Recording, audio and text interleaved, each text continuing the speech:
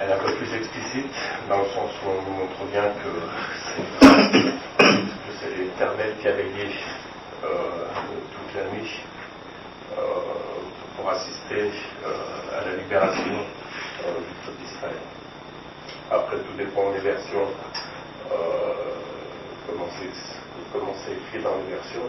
Moi, dans la mienne, c'est marqué ce fut une nuit de veille en l'honneur de l'Éternel. Verset 42, mais il me semble que dans celle de Vic, je ne sais pas s'il l'a encore, c'est mentionné autre chose, c'est mentionné que l'Éternel a veillé, il y a cette idée que l'Éternel a veillé pendant cette nuit-là. Si tu peux nous la retrouver. Voilà. Après, il y a eu une discussion sur la façon d'observer la Pâque. Tu as retrouvé le verset ? Voilà.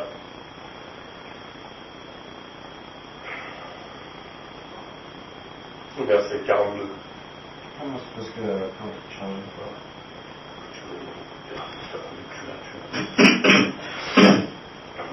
Donc on avait vu la façon d'observer la Pâque, les prescriptions qui ont été données pour observer la Pâque, la nouvelle prescription. Pourquoi ? Parce qu'il y a du monde autour des juges. Donc on nous parle d'étrangers, on nous parle des migrants, on nous parle d'esclaves achetés à prix d'argent, on nous parle d'autochtones, et parmi tout,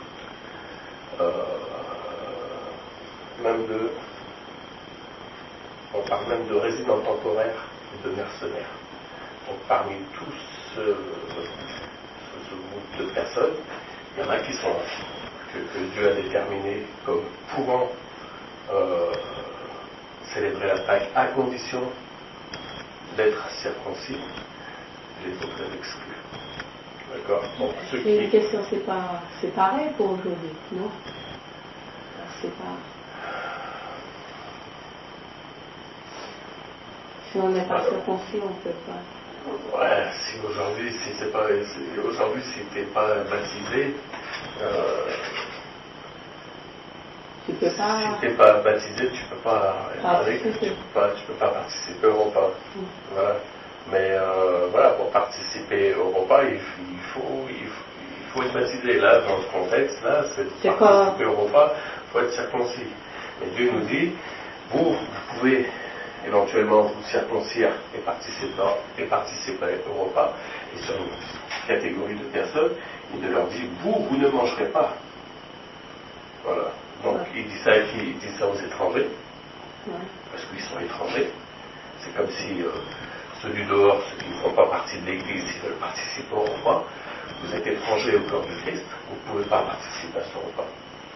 Il nous dit la même chose. Alors il dit pour les immigrants qui sont en séjour chez vous, eux, à la limite, ils peuvent participer au repas à condition qu'ils soient circoncis. Bon, un immigrant, c'est quelqu'un qui est de passage, mais ils sont en passage. Ils sont de passage, mais ils sont en séjour avec les Juifs. Il y a eux. Il y a l'esclave qui aurait été acquis à prix d'argent. Donc lui, il a été racheté, mais il fait partie de la maison, là notamment des Juifs. Parce qu'il semblerait que certains Juifs de haut rang, si je puis dire, parce qu'ils rachètent à prix d'argent des esclaves. Parce que là, il n'est pas question d'Égyptiens, c'est question de Juifs. Donc eux, ces esclaves-là, rachetés à prix d'argent, pouvaient partager le repas à condition d'être circoncis. Tu as trouvé, Vic ? Ça dit quoi, toi, ton passage ? Ce fut une nuit de veille pour l'Éternel lorsqu'il les fit sortir d'Égypte. Elle sera une nuit de veille en l'honneur de l'Éternel pour tous les Israélites au fil des générations. Voilà. C'est là où il dit « Ce fut une nuit de veille pour l'Éternel », sa traduction.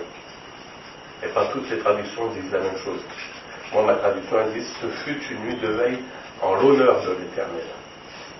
Voilà. Et par rapport à la traduction de Vic, on comprend que l'Éternel, lui, il a veillé pendant cette nuit il a veillé sur le peuple juif, mais il a été en action. Donc voilà, c'est un petit détail de ça. Voilà, personnes qui peuvent être circoncis et d'autres qui ne peuvent pas. Le résident temporaire et le mercenaire n'en mangeront pas. Le résident temporaire, ça veut dire ce que ça veut dire. Ça veut dire qu'à un moment donné il est là, puis à un moment donné il va partir. C'est parce qu'il ne va pas s'attarder ici. Donc lui, il ne va pas se rallier au peuple juif. À un moment donné, il va s'en écarter. Et le mercenaire, un mercenaire, c'est ce que c'est, c'est quelqu'un qui travaille pour un gain, et que c'est ce gain-là qui va le motiver dans tout ce qu'il va faire. Donc lui, il n'est pas question que lui, même lui, c'est pas son but à lui, c'est pas de se mettre sous l'autorité de Dieu. Lui, son but, c'est un gain à la pécunier. Voilà, on le paye, il va faire ça. Peu importe les circonstances, conditions, c'est un mercenaire. Peut-être César a décidé aussi de se faire sortir. Oui, mais il ne serait plus mercenaire. Un mercenaire, c'est quelqu'un qui travaille pour un gain. Ah, d'accord. Quelle que soit la tâche qu'on va lui accorder, lui va faire cette tâche par rapport à ce qu'il va recevoir. Ça, c'est un mercenaire. Donc lui, son but, son optique, c'est ce qu'il va gagner. Voilà. Donc lui, il n'en est pas question. Tu vois, il peut pas se rallier. Son statut fait qu'il peut pas, il peut pas se rallier j'allais dire à la cause de Dieu. Il peut pas être rattaché au peuple de Dieu qui va se mettre sous l'autorité de Dieu. Lui, son autorité, c'est l'argent qu'il a gagné. Voilà. Donc ceux-là, ils ne mangeront pas la Pâque. Voilà. Donc après, il dit, verset 49, il y aura une même loi pour l'autochtone et l'immigrant. Donc l'immigrant, c'est quelqu'un qui a immigré, mais là on parle d'immigrants qui en séjour chez les Juifs, et un autochtone, c'est une personne qui réside dans le lieu où elle est née. C'est un autochtone, c'est une personne qui elle vit dans le lieu où elle est née. Donc la loi, elle est pareille pour ces deux cas de figure. Donc voilà.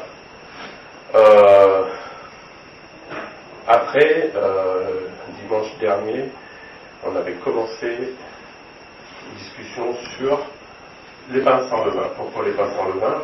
On a discuté un petit peu du verset 39, de la pâte, des gâteaux qu'ils avaient fait avec la pâte qu'ils avaient emportée. On avait vu, même avant cela, et Antoinette, toi t'étais là, comme quoi que on parlait d'une pâte qui n'était pas encore levée, et qu'il pourrait y avoir confusion sur le fait qu'il soit écrit la pâte n'était pas encore levée, et on avait déterminé que cette pâte, en fait, elle n'était pas encore levée, mais en fait, dans le sens où elle n'était pas levée. Pourquoi? Parce que dès le départ, dans l'observation de la Pâque, il était déjà stipulé qu'il ne devait pas y avoir le vin dans le pain. D'accord? Les ingrédients qui accompagnaient l'agneau pascal, c'était du pain sans levain, déjà dès le premier jour d'observation de la Pâque, c'est-à-dire le 14e jour. Donc là, déjà, il ne devait pas y avoir de pain sans levain. Donc, la logique veut qu'à partir de ce moment-là, il n'y a pas de pain sans levain. Donc, quand on parle de pain qui n'était pas encore levé, on sait que le levain n'était pas rajouté. Donc, ils sont partis avec cette pâte qui n'était pas encore levée, et ils ont fait des gâteaux. Voilà. Quand ils sont partis. Après, on arrive au chapitre 13. Et au chapitre 13, il est encore question de pain sans levain. Alors,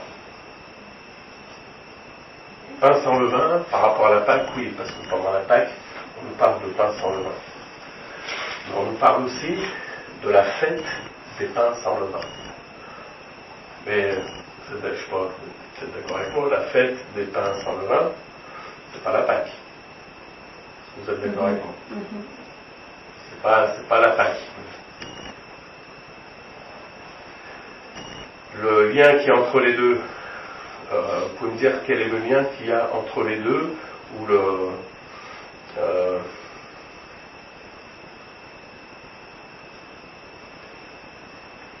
il y a un rapport entre la Pâque et les pains sans levain. Il y a un lien. Elles sont un peu différentes, mais voilà, on parle de la Pâque, on parle de la fête des pains sans levain. Mais la Pâque, c'est pas la fête des pains sans levain. Mais pendant la célébration de la Pâque, Dieu fait souvent allusion à la fête des pains sans levain pour moi. C'est une fête pour la victoire de leur libération.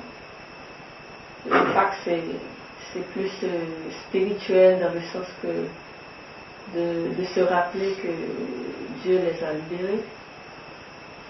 Après, suivi d'une fête. C'est comme la Sainte Seine suivie de repas fraternel. Alors, ça, c'est bon, ça c'est du rappel, hein, contraire, mais bon, c'est vrai qu'on fait beaucoup de rappels parce que si moi je vais dans le chapitre 12, à un moment donné, tu vois, il est question à partir du verset 15, il est question de la fête des pains sans levain. Les questions de fête des pains sans levain. Et là, on arrive au chapitre 13. Il est encore question de la fête des pains sans levain, mais dans les mêmes termes qui ont été annoncés à Maurice. Il est question de fête de pains sans levain. Mais toi, comme tu disais Antoinette, bon, la Pâque, c'est la commémoration de libération de l'esclavage. Non. Ou de... Je pense que ça. Non. La Pâque, c'est quoi? C'est la commémoration de ce que Dieu a fait. De ce que Dieu a fait. Mais Dieu, il a fait quoi? Il les a délivrés. Le fait que les Juifs, ils ont mis du sang sur les poteaux, Dieu les a épargnés de... Voilà, la Pâque, voilà, c'est quand Dieu, il les a épargnés. Comment je pourrais dire ça? Si tu veux, par rapport à son jugement, Dieu, qu'est-ce qu'il a fait? Il a épargné les premiers-nés. Voilà, c'est surtout ça. C'est comme je disais la dernière fois, c'est un peu l'image d'un salut pour le peuple. Ouais. D'accord? La Pâque, c'est l'image j'avais dit ça, c'est l'image, c'est symbolique de la grâce que Dieu a faite au peuple juif. C'est une grâce. Parce que déjà, le peuple juif, il ne pouvait rien faire de lui-même pour pouvoir être sauvé. Dieu a fait ce qu'il fallait. Donc il a apporté l'agneau, il a donné les éléments, et la façon dont il fallait se servir des éléments, pour que les premiers-nés, pour que tous les premiers-nés, en fait, puissent être épargnés. Mais comme cette prescription elle a été donnée aux Juifs, elle n'a pas été donnée aux Égyptiens, parce qu'un Égyptien, à la limite, il aurait fait ce que Dieu aurait demandé. Il est fort possible que, ça c'est la supposition, le texte ne le dit pas, après on ne peut pas le supposer, mais si l'Égyptien aurait fait ça, est-ce qu'on peut dire que son premier-né aurait été sauvé? C'est une possibilité, parce qu'il y avait des Égyptiens. Sauf que cette prescription, il l'a donnée aux Juifs. Et c'est un peuple qu'il a choisi lui. Il l'a donné aux Juifs, pourquoi? Parce qu'il y avait des raisons. Parce que le peuple juif, il le considérait comme déjà étant son fils premier-né, comme étant son peuple. Donc voilà. Donc ça, la Pâque, c'est une grâce accordée. C'est une entité de l'Église, non? Je le vois comme une entité de l'Église. C'est l'ombre des réalités des choses. C'est très, très joli. Voilà. Après, il y a la fête des pains sans levain. La fête des pains sans levain, elle commence au même moment que la célébration de la Pâque. Au même moment. C'est-à-dire le 14e jour, dans la nuit du 14e jour, là qu'on fête la fête des pains sans levain. Sauf que la première Pâque, quand la première Pâque a lieu, ils n'ont pas le temps de fêter la fête des pains sans levain. Parce qu'ils sont chassés Mais par contre, on dit dans les textes, quand vous serez rentrés dans le pays de Canaan, à ce moment-là, vous fêterez la fête des pains sans levain, et vous enseignerez vos enfants, quand ils vous poseront la question, qu'est-ce que cela veut dire? C'est un peu ce qui est mentionné dans le chapitre 13. Voilà. Donc, on va lire le chapitre 13. Si quelqu'un veut lire. L'Éternel parla à Moïse et dit, consacre-moi tout premier-né, tant des hommes que des bêtes, tout est né chez les Israélites, il m'appartient. Moïse dit au peuple, souvenez-vous de ce jour où vous êtes sortis d'Égypte, de la maison de servitude, car c'est la puissance de sa main que l'Éternel vous en a fait sortir. On ne mangera pas de pain levé. Vous sortez aujourd'hui au mois des épis. Quand l'Éternel t'aura fait entrer dans le pays des Canaans, des Hittites, des Amoréens, des Éviens et des Ébousiens, qu'il a juré à tes pères de te donner, pays découlant le lait et le miel, et du miel. Tu rendras ce culte à l'Éternel dans ce même mois.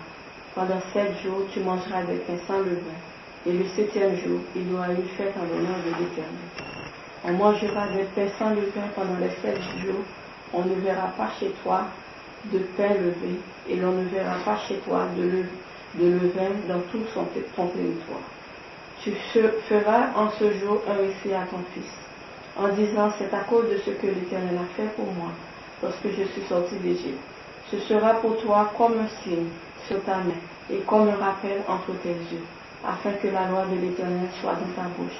Car c'est d'une main puissante que l'Éternel t'a fait sortir d'Égypte. Tu observeras cette prescription au temps fixé d'année en année. Quand l'Éternel t'aura fait entrer dans le pays des Canaans, comme il l'a juré à toi et à tes pères, et qu'il te l'aura donné, tu présenteras à l'Éternel tout fils aîné, même tout aîné des portées du bétail que tu auras. Les mâles appartiennent à l'Éternel. Tu rachèteras avec un agneau tout premier-né de l'âne, et si tu ne le rachètes pas, tu lui briseras la nuque. Tu rachèteras aussi tout premier-né de l'homme parmi tes fils. Et lorsque demain ton fils te demandera que signifie cela, tu lui répondras, par la puissance de sa main, l'Éternel nous a fait sortir d'Égypte, de la maison de servitude. Et comme le Pharaon refusait avec dureté de nous laisser partir, l'Éternel fit mourir tous les premiers-nés dans le pays d'Égypte, depuis les premiers-nés des hommes jusqu'aux premiers-nés du bétail. Voilà pourquoi j'offre en sacrifice à l'Éternel tout est né parmi les mâles. Et je rachète tout premier-né de mes fils. Ce sera comme un signe sur ta main et comme des frontaux entre tes yeux, car c'est par la puissance de sa main que l'Éternel nous a fait sortir d'Égypte. Voilà. Donc là, dans ce passage, chapitre 13, il y a plusieurs choses. Il y a plusieurs choses. Il est déjà question de premier-né. Le premier-né qui appartiennent à Dieu. Il est question de rappel de ce que Dieu a fait. Il est question de pain sans levain, de la fête des pains sans levain, qui sera, qui devrait être fêtée pendant un laps de temps, c'est-à-dire là pendant 7 jours. Il est question de souvenir, commémoration, c'est-à-dire de raconter aux enfants ce qui s'est passé. Alors non seulement pour la fête des pains sans levain,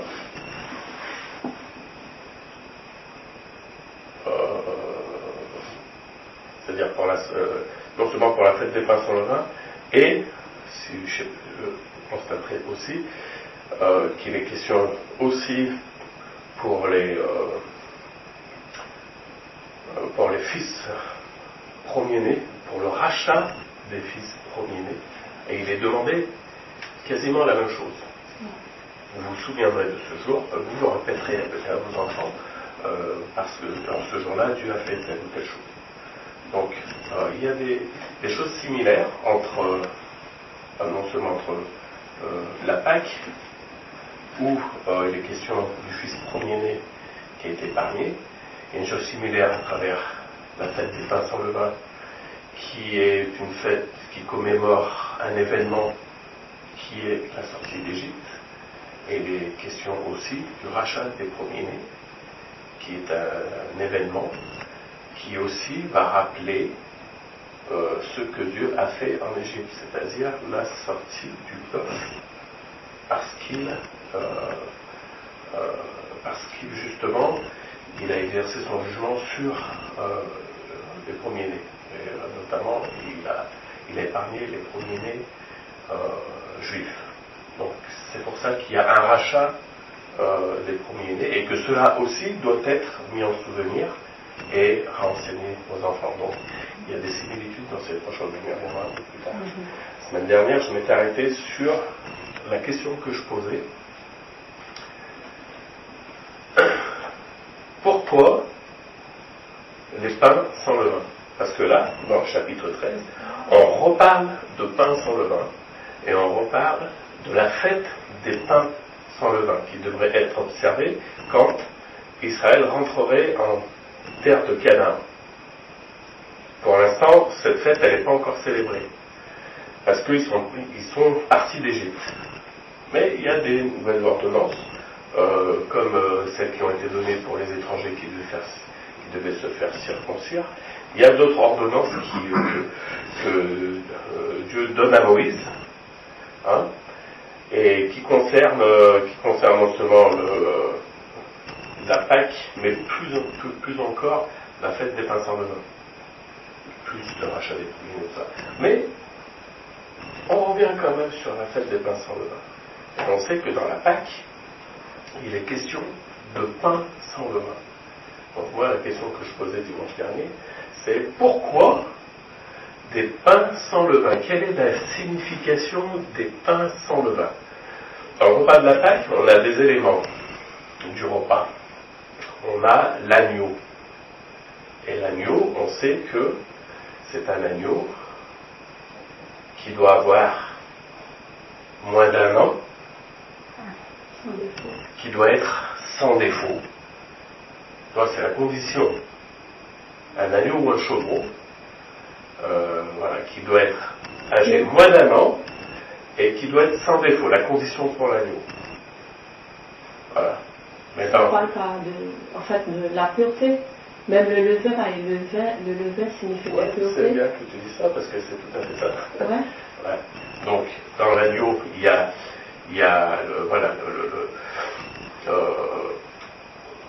l'agneau qui est le symbole du sacrifice.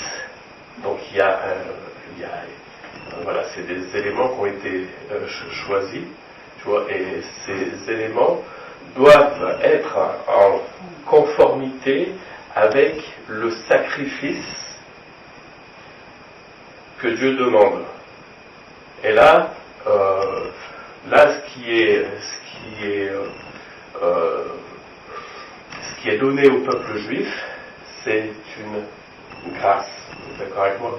Oui. C'est une grâce que Dieu fait au peuple juif. Pour toute sa grâce, il demande un sacrifice. Ce sacrifice doit être proportionnel à non, je me suis trompé. Les aliments que Dieu demande doivent être proportionnels au sacrifice demandé. Donc, agneau d'1 an sans défaut, et il nous parle de pain sans levain, déjà, dans la Pâque. De pain sans levain. D'accord? Et après, on nous parle de la fête des pains sans levain. Sachant que la fête des pains sans levain, c'est l'événement, c'est la commémoration de cet événement-là. Cet événement-là, c'est quoi? C'est la libération du peuple juif d'Égypte. Donc on se souvient de cet événement. Et moi je posais la question, pourquoi les pains sans levain? Qu'est-ce que ça symbolise, le pain sans levain, et pourquoi le pain sans levain, pourquoi il n'a pas pris un autre Dieu n'a pas pris un autre élément, un autre aliment, mais il nous parle de pain sans levain. ça ne revient pas au corps de Christ, parce que le corps de Christ est pur, c'est la pureté de... Oui, mais sans parler de Christ.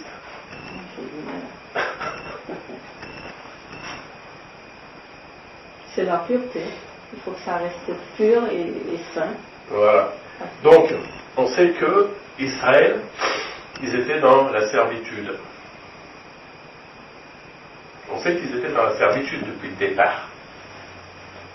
Et ce qui nous montre qu'ils étaient dans la servitude depuis... Parce qu'on parle de la servitude de l'esclavage. D'accord? Mais qu'est-ce qui les a mis dans la servitude de l'esclavage? Question que je pose. Qu'est-ce qui les a mis dans la servitude de l'esclavage? Et pour cela, pour avoir une réponse à cette question, je retourne à Exode chapitre 1. Je reviens là, dans Exode chapitre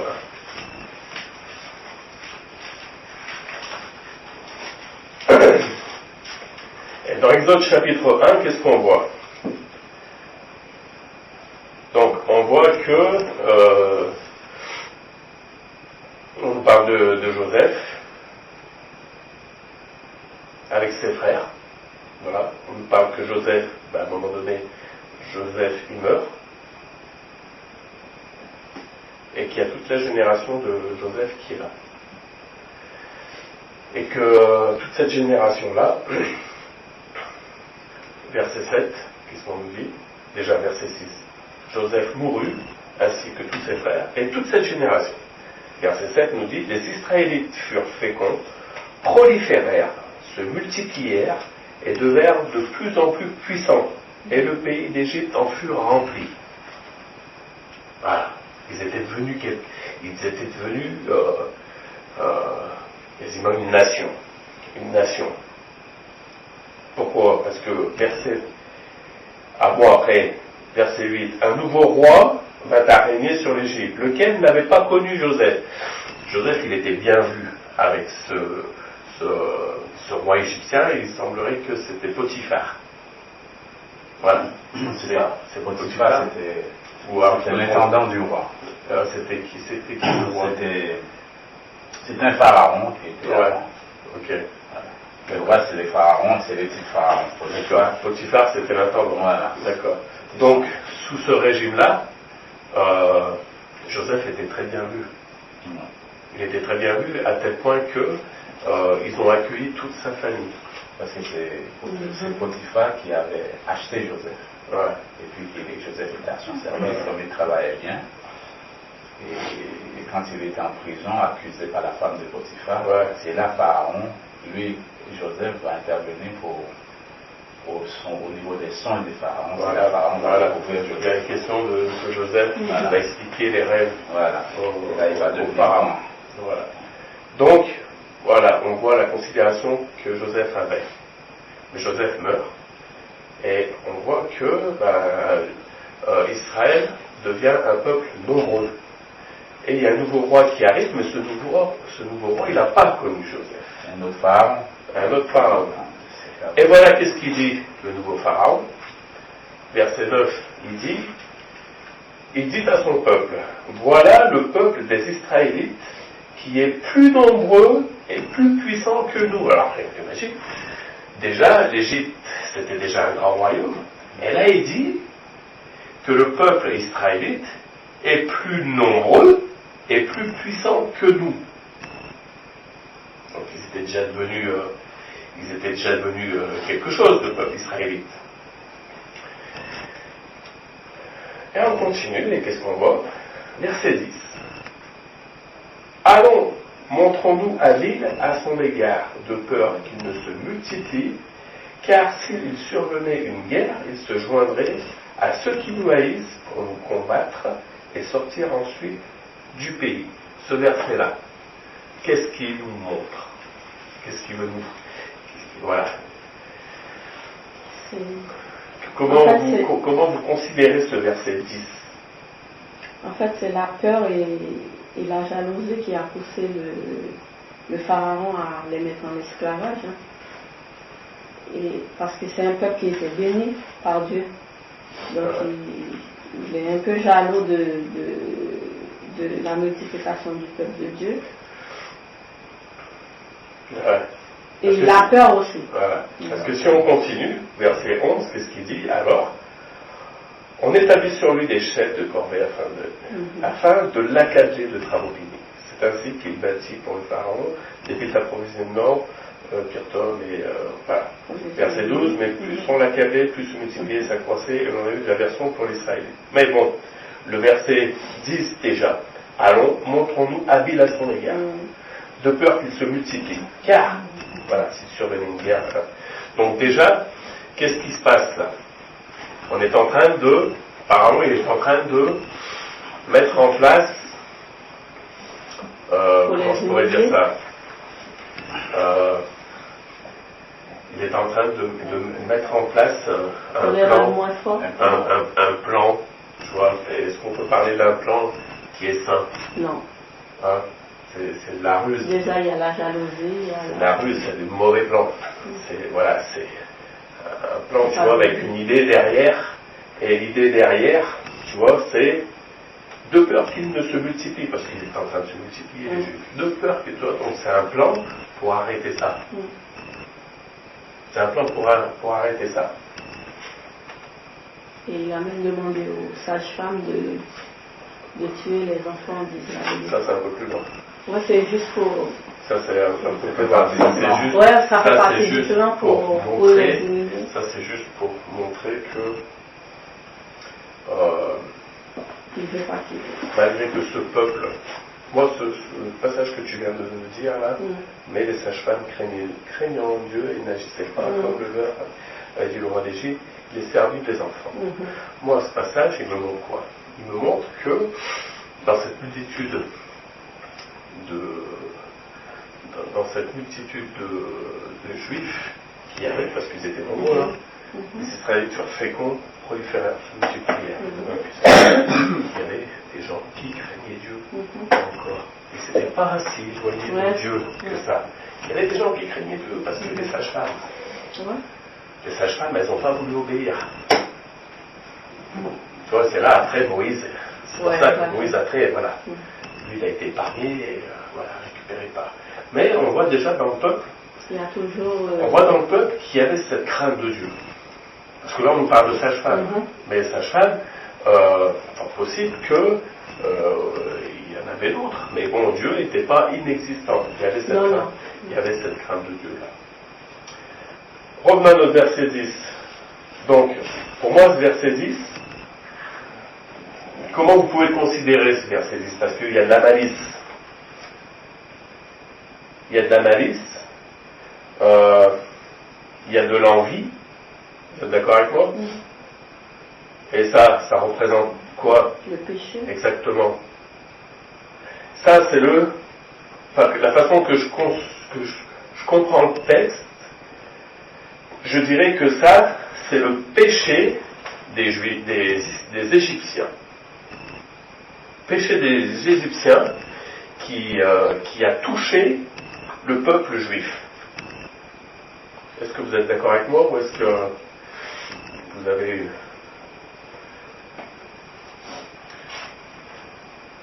Est-ce que vous avez la même compréhension de ce que... Oui, mais c'est toujours le péché parce que c'était un mauvais œil. Voilà. C'était pas bienveillant. Voilà. Dans le cœur de... Donc moi je reviens là, pourquoi? Parce que je parle toujours de pain sans levain. Pourquoi les pains sans levain? Sachant que les pains sans levain, déjà dans la fête des pains sans levain, parce qu'on va fêter cette fête de pain sans levain, et la fête des pains sans levain, c'est bien la commémoration de la sortie du peuple juif d'Égypte, de la libération de l'esclavage. C'est ça la fête des pains sans levain. Et là, on est dans le début de cet esclavage en Égypte. Et cet esclavage en Égypte, elle est due, comme on peut le voir, à... moi je le dis comme ça, elle est due au péché que les Égyptiens ont commis, notamment le roi, mais le roi il a parlé à son peuple, et son peuple a mis ça à l'exécution. Mais à la base, l'idée même, la source, ce sont ce sont des mauvaises pensées, ce sont des... montrons-nous habiles à son égard, de peur qui, tu vois, l'envie, la ruse, la malice, tout ça pour assujettir le peuple juif. Le péché, voilà, ce qui a mis Israël dans la servitude, je le dis comme ça. Après, je ne sais pas si vous pouvez, si vous serez d'accord avec moi, ce qui a mis Israël dans la servitude, c'est le péché que ce nouveau roi et le peuple égyptien ont commis et qui a touché le peuple d'Israël. Et ça a mis Israël dans la servitude. Verset 12, mais plus on l'accablait, plus se multipliait et s'accroissait, et l'on eut de l'aversion pour les Israélites. Alors les Égyptiens assujettirent les Israélites à une servitude rigoureuse. Ils leur rendirent la vie amère par un rude travail avec l'argile et les briques et tout le travail des champs, c'est-à-dire par tout le travail auquel on la servirait avec vigueur. Voilà maintenant dans quelles conditions se trouve Israël. Et la source de ça, verset 10, péché, esclavage, passé. Voilà pourquoi la servitude se rattache un peu au péché. Et péché de qui? Égyptien. Et le pain sans levain. Parce que dans la Pâque, on parle de pain sans levain. Donc cette image de pain sans levain, si on parle d'un agneau, d'un an sans défaut, donc il faut que le pain, lui aussi, il corresponde à ce sacrifice qu'est l'agneau. Donc on parle de pain sans levain. Qu'est-ce que le levain? C'est le péché, la pureté. Alors le levain, moi j'ai trouvé une note qui explique le levain et qui me dit, d'une manière générale, un levain est une substance pouvant provoquer une fermentation. Mais le terme est surtout employé en boulangerie, où il désigne un mélange de farine et d'eau fermentée grâce au ferment naturel présent dans la farine et aux bactéries présentes dans l'air. Voilà. Et non par rapport à la levure qu'on trouve dans les boulangeries, le levain à la base c'est ça. Après, donc, le levain est donc un ingrédient, moi par rapport à ce que je veux dire, le levain est donc un ingrédient qui modifie la structure naturelle de la pâte. Vous êtes d'accord avec moi? Voilà, c'est un ingrédient qui modifie la structure naturelle de la pâte. Tout comme le péché, il fait quoi le péché? Il modifie tout, hein. Il détruit tout. Voilà, tout comme le péché modifie l'attitude de l'homme. Donc le lien entre le pain sans le vin et le péché, il est fait. Ce que, en fait, j'ai du mal à quand je lis ça, c'est comme tout vient du cœur.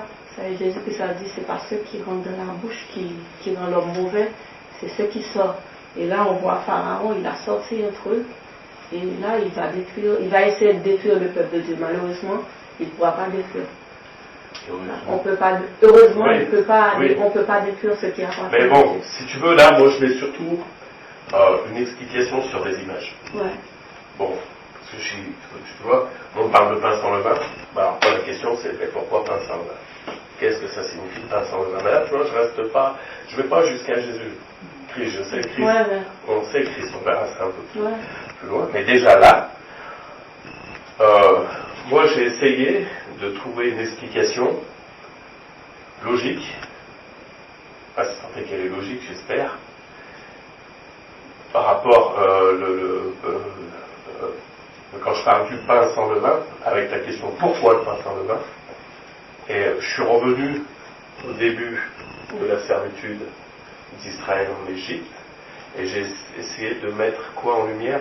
J'ai essayé de mettre le péché en lumière. Mais Jésus-Christ l'a dit, non.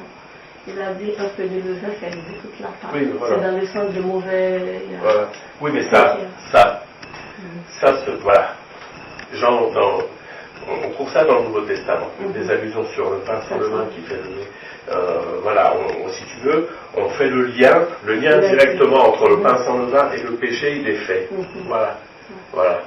C'est le péché, ça se oui, mais maintenant, si moi je te dis, démontre-moi que le pain sans levain, c'est le symbole du péché.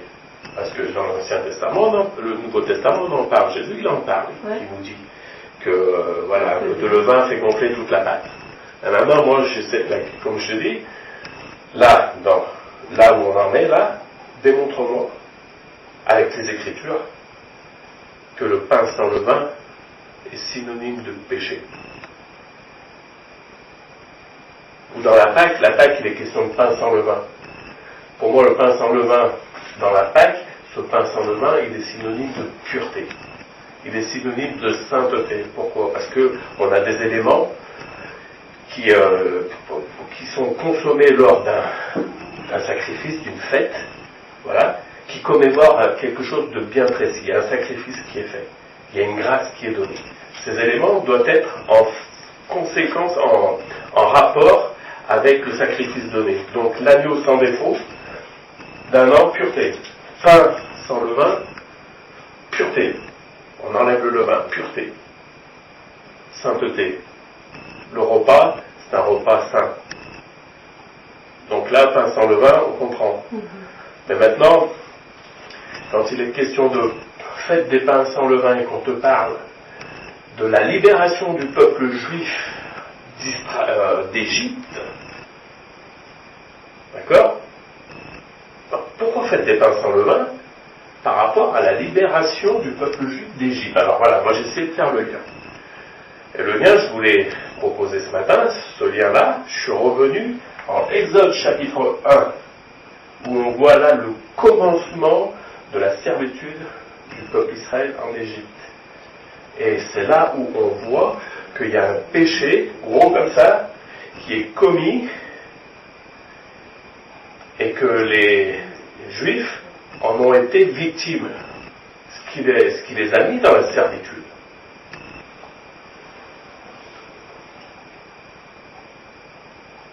Vous êtes d'accord avec moi ? Oui, en fait, c'est pas le levain lui-même qui est mauvais. Hein. Oui, mais l'homme, c'est plus. Oui, mais voilà, mais le levain.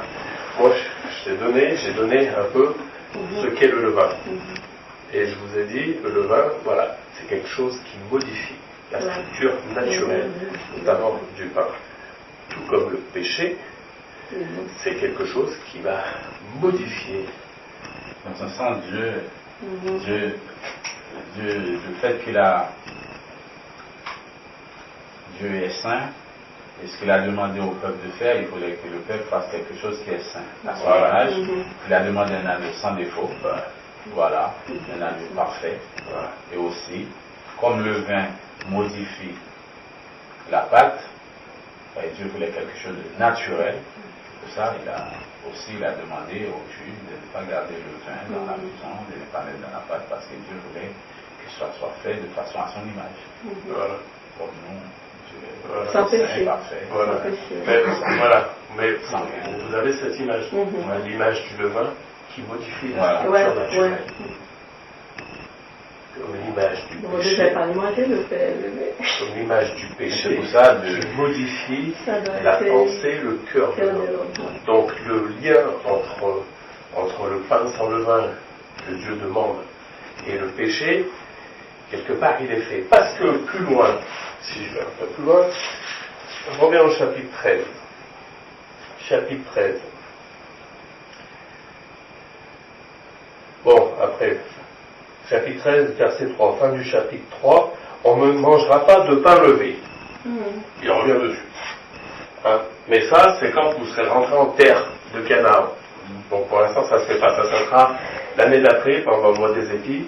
Voilà, là vous ferez ça. Vous ne mangerez pas de pain levé. Dans quelles conditions ? Dans quelles conditions ? Alors, et ça a déjà été mentionné, quand l'Éternel a institué la Pâque avec Moïse, il lui a donné aussi cette instruction. Chapitre 12, verset 15. Pendant 7 jours, vous mangerez des pains sans levain, ainsi de suite. Et il part sur les pains sans levain. Mais pendant 7 jours. Pendant 7 jours, de plus, qu'est-ce qu'il rajoute?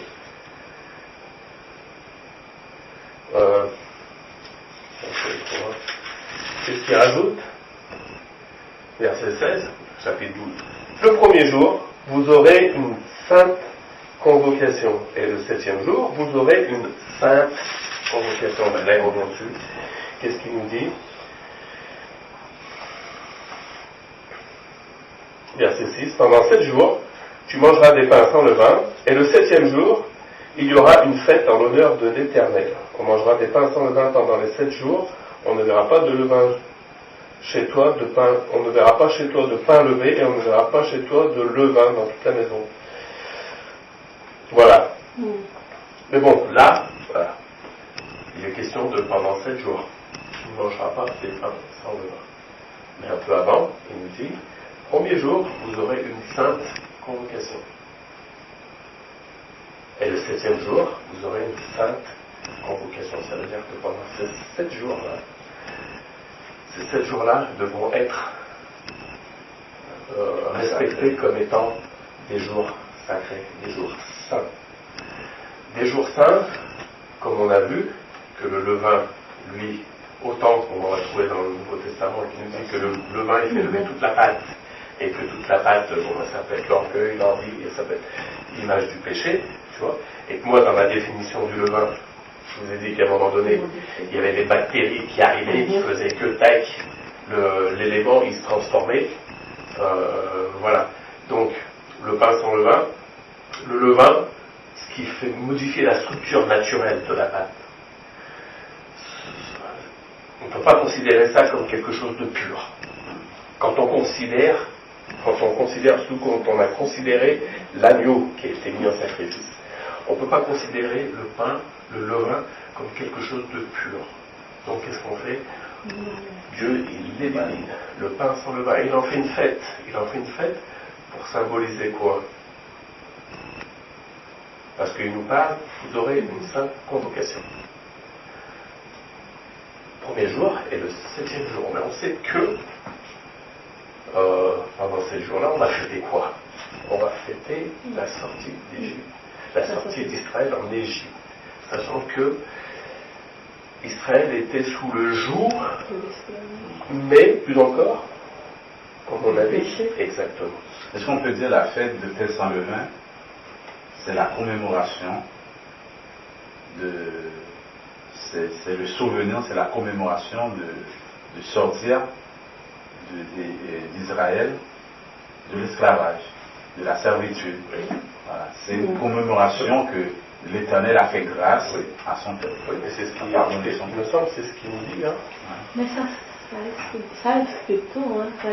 Dieu a dit que ça explique tout. Moi, j'ai du mal à apprendre dans l'église. En fait. Je sais que tu ne veux pas, mais Dieu a dit, mon peuple est saint, soyez saint comme moi je suis saint.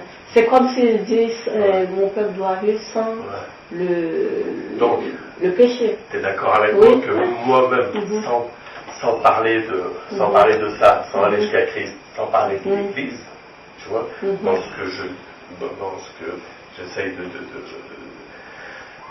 mettre en lumière ici, dans cette étude, on s'en rapproche bien de ce que toi tu et de ce qu'on peut voir. Mais c'est l'image en plus. Hein, voilà, non, mais c'est ça.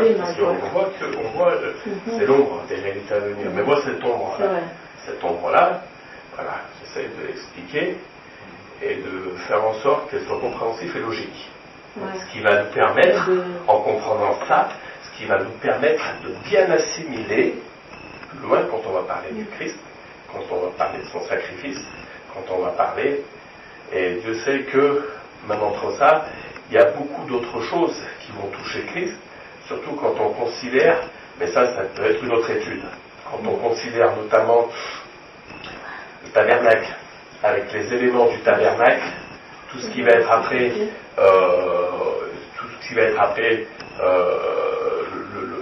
le temple, notamment à Jérusalem, Hein,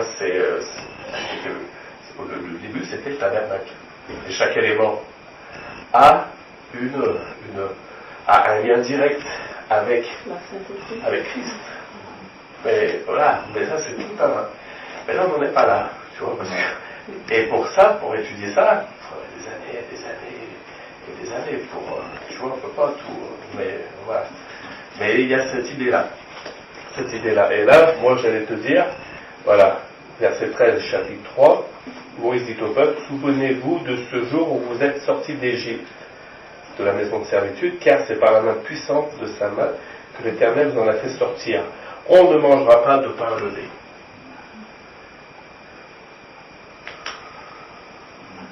Est-ce que vous voyez le lien entre le pain sans levain et la servitude qui est l'image du péché?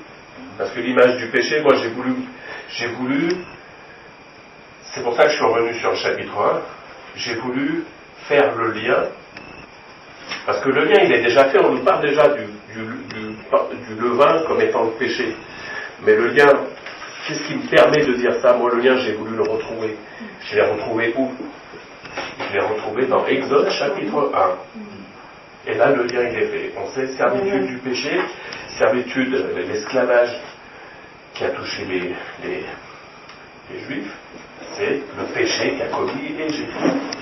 Et là, on le voit bien, chapitre 1. Donc, le lien, il est fait. Donc, faites des pains sans levain. Et pendant 7 jours. Et pendant 7 jours, voilà, vous aurez une sainte convocation, le premier, et vous aurez une sainte convocation le 7e jour. Et pendant toute cette période-là, il ne devrait pas se trouver de levain dans vos maisons. Donc là, ça veut dire le péché exclu. Pourquoi? Parce que c'est une semaine sainte. Et on va fêter cette semaine sainte parce que Dieu a libéré Israël, en quelque sorte, du péché. Donc le péché exclu, et ben on va honorer Dieu pour ce qu'il a fait. Puisque c'est ce que les Juifs devaient commémorer, une sortie d'Égypte. Sortie d'Égypte veut dire aussi sortie arrêt de la servitude, délivrance du péché. Eh ben vous mangerez des pains sans levain.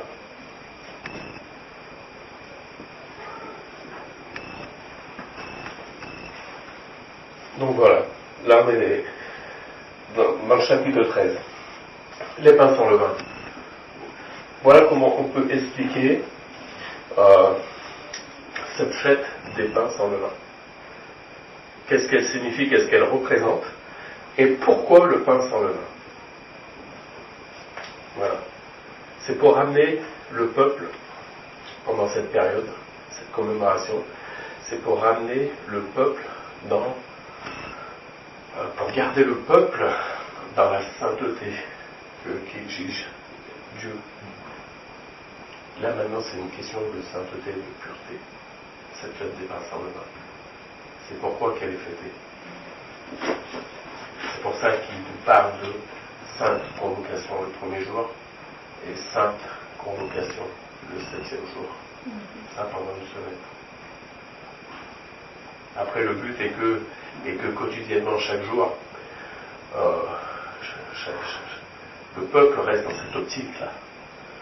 Mais déjà en commémoration de cette libération, Dieu exige une certaine pureté.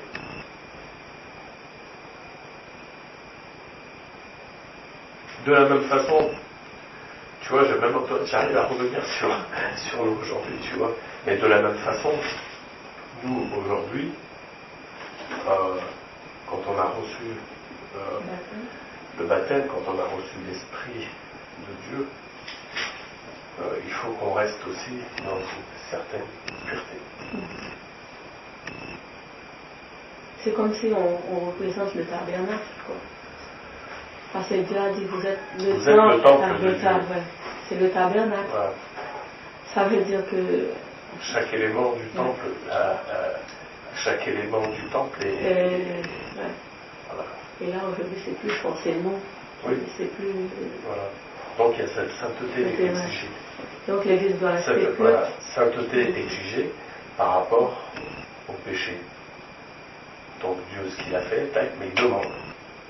Soyez saints, comme il dit, soyez saints comme moi je suis saint. Tu vois, nous, le baptême, c'est quoi? C'est le pardon du péché. Mais c'est aussi l'engagement d'une bonne conscience envers Dieu, tu vois, pour vivre dans la sainteté, tu vois. Donc, ça veut dire que on est tenu de vivre une vie pieuse et sainte. Voilà. Mais là, il y a la fête des pains sans levain. Rappel. Voilà. C'est saint de ce qu'il a fait. Maintenant, si vous voulez l'honorer, eh ben, vous allez fêter ça. Mais d'une manière digne de lui. Il faut que, cette semaine, elle est sainte. Et en plus, qu'est-ce qu'il dit? Eh ben, vous raconterez ça à vos enfants qui vous poseront des questions. Et vous leur direz pourquoi Dieu a fait ceci. J'ai une question. Ça veut dire que dans l'Église, un frère ne devait pas avoir un mauvais regard contre un autre frère ou une sœur quelconque. Ça veut dire qu'il faut garder cette pureté de l'Église. C'est pour ça que ça dit un esprit, il faut adorer un esprit et en vérité. Déjà, comme on te dit, là, si tu as quelque chose contre ton frère, tu vois, va donc vers lui. Et on remet les choses en ordre avant de présenter ton offrande à Dieu. Ça veut dire que tu dois te présenter pur devant Dieu. Voilà. Donc il faut rester, saint, pur. Et bon, ça implique tout ça. C'est Dieu aussi qui fait les choses. Ouais, ça implique beaucoup de choses. Donc voilà.